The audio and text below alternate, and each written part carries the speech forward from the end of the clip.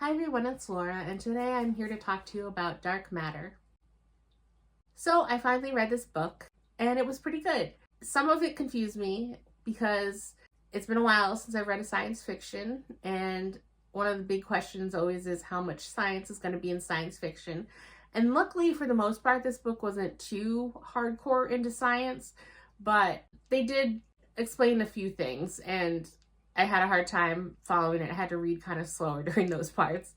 But this book basically starts off with this man, Jason Dessen, and he was a rising star in the science field. He did well in undergrad. I believe he got 2 PhDs, and then the girl he was dating fell pregnant. And so at that point, he had a decision to make. And so he ended up marrying her, settling down. They had their son. And now in current day, his son is 15 and he's a professor at a college. And the book starts off with him, preparing to have dinner with his wife in their kitchen. And his wife, you find out, was an artist, and her life was also kind of derailed by the pregnancy. And she had potential to be a very famous artist. And they kind of talk about their dreams and their goals and where they are now in life, because Jason had been invited to his local bar by an old college friend who had just won the Pravia Prize, which was a big scientific prize. And so he initially didn't plan to go.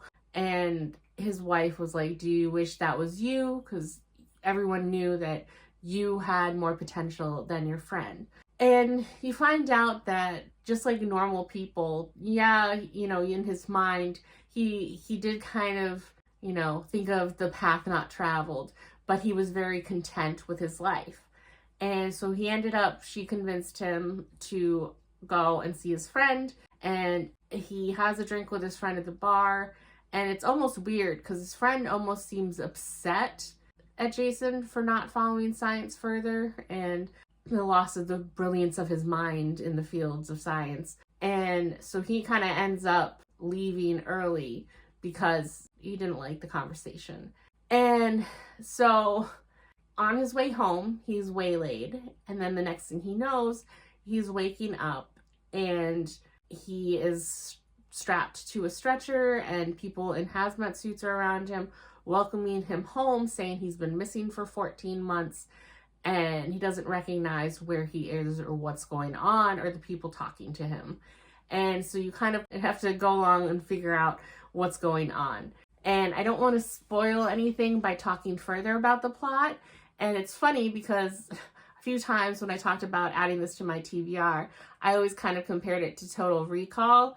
But once I actually read it, it's not really like Total Recall. It's similar to another science fiction, a movie that I'm aware of, but I feel like if I say what it is, that would spoil some aspects.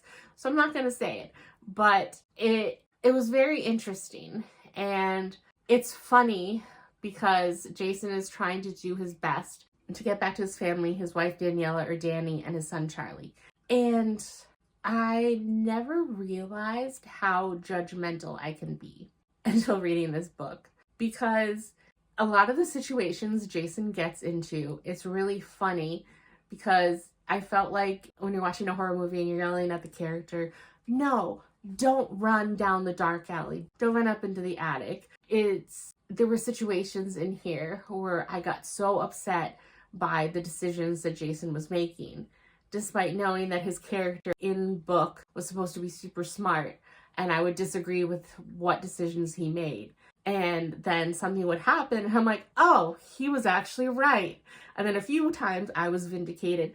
But it was funny because I had very strong opinions about what he was doing. And it took me about halfway into the book to be like, calm down, Laura.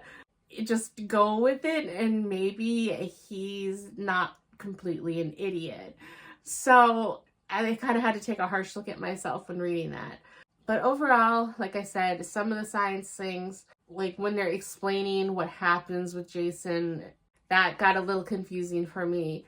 And then at the end of the book, this is definitely one where people talk about with fantasy and Brandon Sanderson, the Sanderlanche oh my goodness, the last 100 or so pages of this book, the last 60 pages of this book is a wild ride that I could not put it down. It was crazy at the end.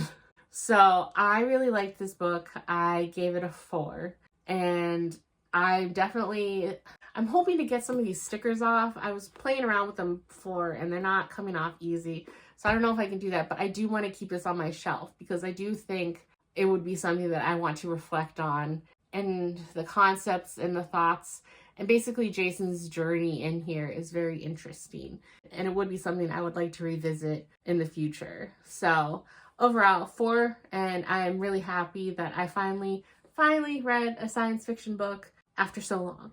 So those are my thoughts on this book, and I will see you in the next video. Bye!